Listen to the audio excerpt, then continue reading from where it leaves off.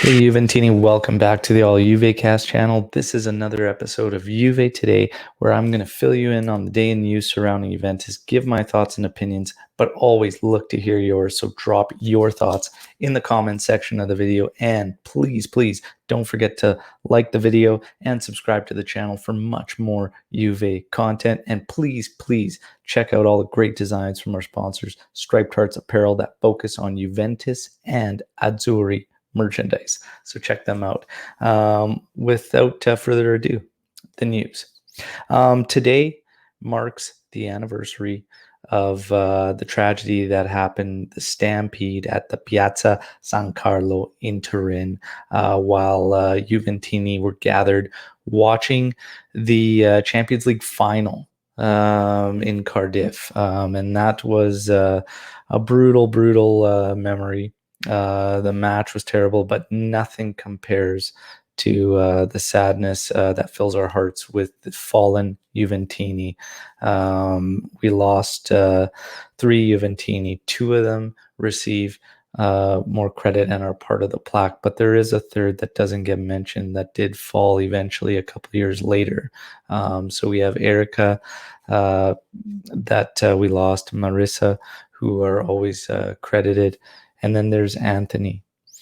Anthony had to get a foot amputated after the stampede, and he battled with complications from it for a couple of years before passing. So heavy hearts today on the anniversary of this tragedy. But they are gone, but never forgotten. This is one of the saddest things in football when fans go to an event to support their team and aren't able to make it home. Incredibly sad.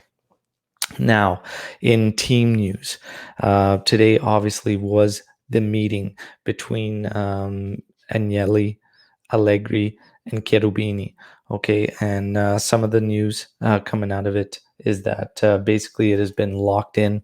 Chiellini, Bonucci, De Ligt, 3 main central defenders. The 4th spot is where it gets iffy. Dragusin might be called upon to take that. So it looks like Demiral's future will be away from Juventus, as he will not be on standby for Chiellini. Bonucci wants more minutes. It looks like he's going to be on his way out. Rugani is also a name slated to potentially stay with us and take up that 4th spot. And this is baffling to me. I don't think that we should continue any further with Rugani. Okay. Other names, Milinkovic from Fiorentina and Romagnoli, of course. So keep in mind, it's always been rumored that Romagnoli and Bernardeschi could be a swap deal. So Milinkovic or Romagnoli, or do you give faith to Dragusin? This is what they're weighing out right now. So in my personal opinion, I like what I saw out of Dragusin last season, but I think it's too soon. I'd like to see him integrated into the team and potentially next season really stockpile minutes. But I think he is talented. He looks pretty good for his age and whatnot. Strong, big body. I like it. But I think if you can make a move, I'm starting to lean now towards the possibility of bringing in a Milinkovic and Romagnoli, one of those guys, and potentially use Demiral. I don't want to see Demiral leave, but financially, when you break it down logically, I mean, I could see what's going to happen. But for me, bringing Rugani back is absolutely pointless.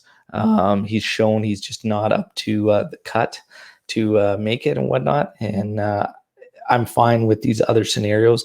Just Rugani would be a waste, in my personal opinion. But again, drop your comments on that defensive center back scenario there.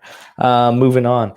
Aaron Ramsey has received offers. He just doesn't like any of them. And this is one of the frustrating parts about football, is that the players hold a lot of power in the transfer mercados, and they need to ultimately accept the deals and find out where and agree to terms with where they're going to go. He has not liked any of the offers. And realistically, he needs to understand that teams like Barca, Real, PSG are not going to be coming knocking. He's just far too injury prone, and it is what it is. He's got a great salary with us too.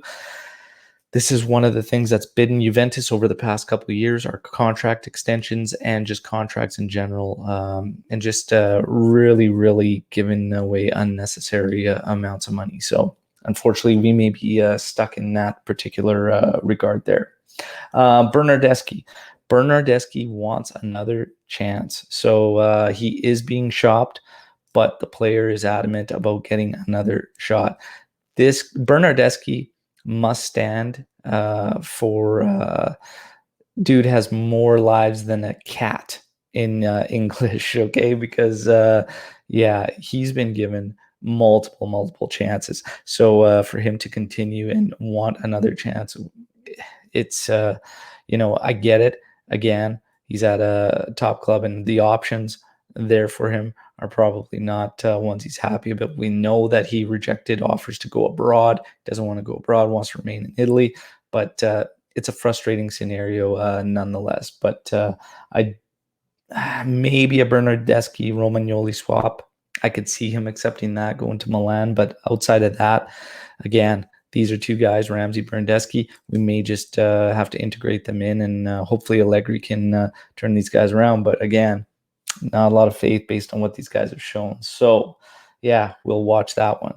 Locatelli, they want to lock up before the Euros begin, as obviously Sassuolo is trying to prevent that, because they will obviously try to get his value up based on a good tournament. But something interesting has arisen after this meeting is that Allegri apparently really likes Frank Kessie from Milan, and he could be an option. I don't see a deal for Kessie being able to be made, but stranger things have happened. He's a pretty big key cog for Milan as well. So it'll be interesting. They qualified for Champions League, so I don't know financially how they could make that move. I don't see it happening, but Kessie, I do like Frank Kessie as a player. I want to hear how you guys feel about Kessie being an option and what you would think about that potential deal taking place. Frank Kessie. Pjanic. So the rumors of the contact between Pjanic and Allegri are true.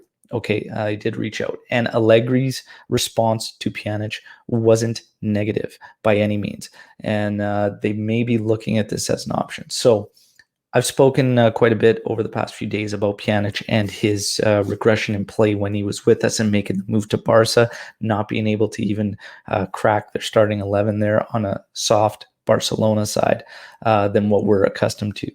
But financially, if it's a very, very good deal in terms of Juve, it might play out okay. Hear me out on this. If we were to bring in Locatelli, okay, Arthur we've seen, and we all kind of feel he would be better in a more advanced position. If you could bring Pjanic in for next to nothing, it'd have to be next for nothing. Potentially a swap maybe with somebody that's on the outs with us. If you can do it in a low economical fashion, you have Locatelli. Now you have Pjanic as a squad player. As long as he's willing to be a squad player, to offer that coverage when we don't have Locatelli in there and remain keeping Arthur more advanced or whatnot, it would make sense to have a 1-2 option as registas. So yeah, it'd be an interesting one. I'm still, again, you have a player who has regressed or whatnot, but as a squad on a very low economical deal, might not be the worst option. But we have other needs we need to tend to. So that'll be one of the interesting things. I think there's other moves that are going to be key before any of these outside ones will get tended to. And I see this one as an outside deal. Depay, Memphis Depay. So on our live podcast, the last one, episode 163, which is available on YouTube or anywhere you check out podcasts on audio, we spoke about an 11 we'd like to see, and I threw in Memphis Depay, and everybody kind of laughed on me. The chat lit up and saying he wants Barca. Well, it's rumored that Depay has been told to stay. just to hang out on standby. And the player apparently has quite the ego. And Juventus has apparently been filling his mind with that of him being the replacement for Ronaldo, which he actually likes the sound of. And you would if you have an ego. So this is an interesting one to keep an eye on because he is, again, on a free. And then you would sign the contracts or whatnot. And Depay, for me, I do like him as a player because he can play anywhere in those top spots as a forward. So very, very versatile. I would be for this move. I want to hear how you feel, though.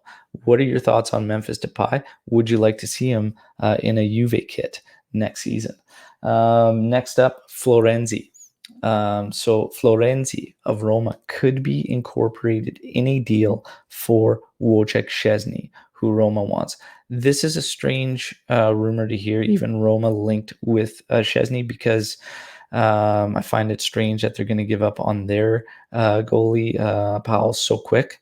And would they be giving up on him? This is a strange one to see. Just taking this hypothetically, if Florenzi was part of the deal. If I was Juventus, I would push more for Lorenzo Pellegrini. I'm a big fan of Pellegrini, and we need help in the midfield. I would push for that. However, if Florenzi was part of the deal coming back to Juventus, I'm okay with this because he'd be a true right back.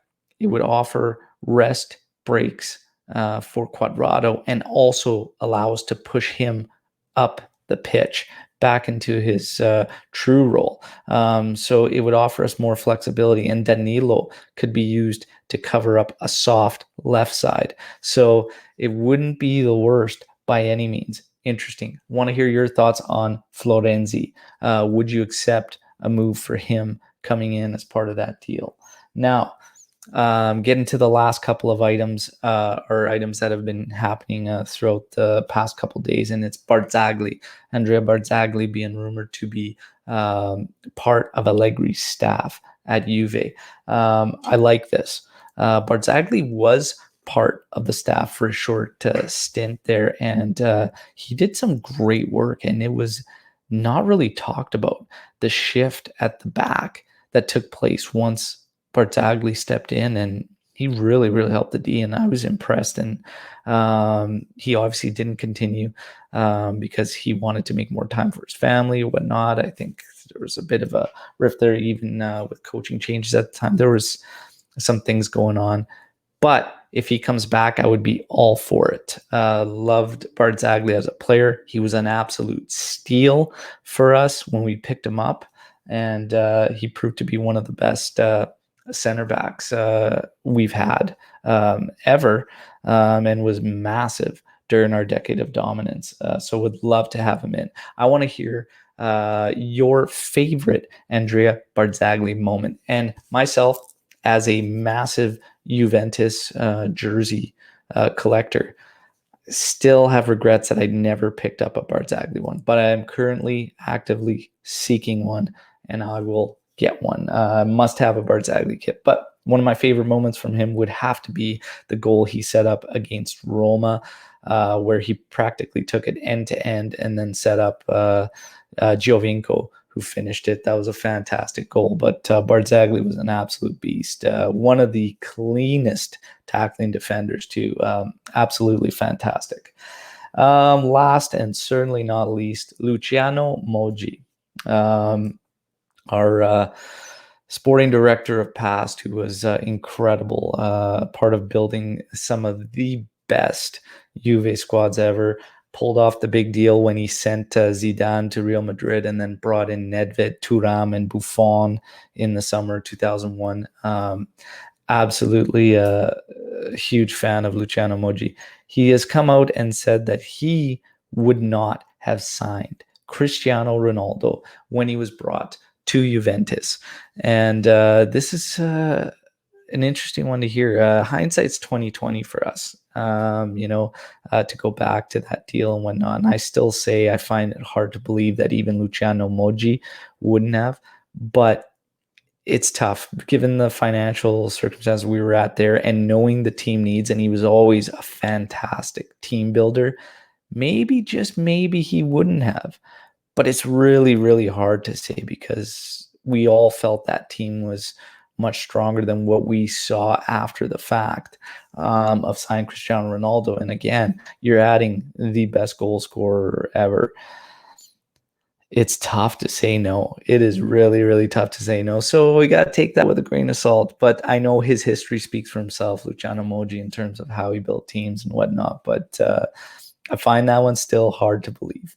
Now, in this news, it's a lot of Juventini have been giving their thoughts on Cristiano Ronaldo and even just the rumors of his uncertain future with Juventus and that he'd be moving away possibly.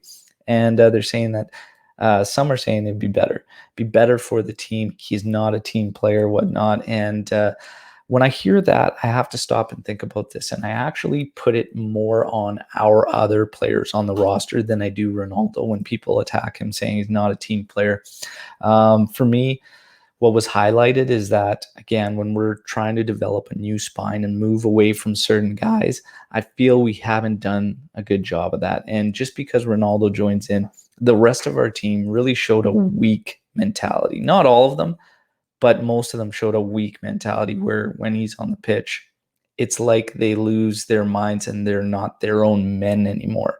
And they don't take their own opportunities, take their own risks. It's always about feeding him and going to him and whatnot. And for me, it kind of shines a light on a weak mentality on those other guys.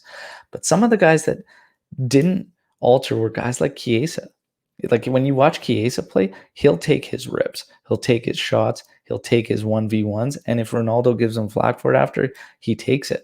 But he's still his own man out there. And for me, all these other guys that didn't really do that, it just shows a weak mentality on their part of it, and that's what is a big difference I see when you look at that Real Madrid team that Ronaldo was a part of, and then coming to us, all our guys just kind of folded over. Pjanic stopped taking free kicks and didn't fight to take more of them or whatnot. Like, you need to be your own man still, and you need to still have a strong mentality and show him that he's part of the team and not allow him to run roughshod. So as many people want to put it on Ronaldo, I put it just as much on those other guys and even the managers too, to kind of keep hold of that balance.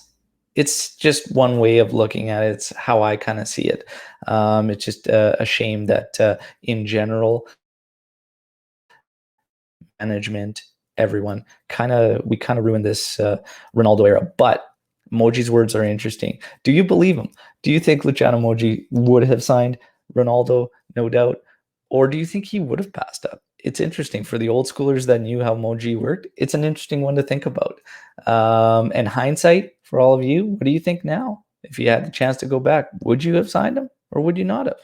It's interesting stuff, but a lot of news we covered today. Thanks for checking out these videos. Please hit the like button and smash that subscribe button. And we have a live podcast coming up this weekend, recapping all the news with some great guests. Make sure you're part of it and join us live and take part in the chat. And your comments, questions will make the show. Ciao tutti. Until tomorrow for another episode of Juve Today. Forza Juve, fino alla fine.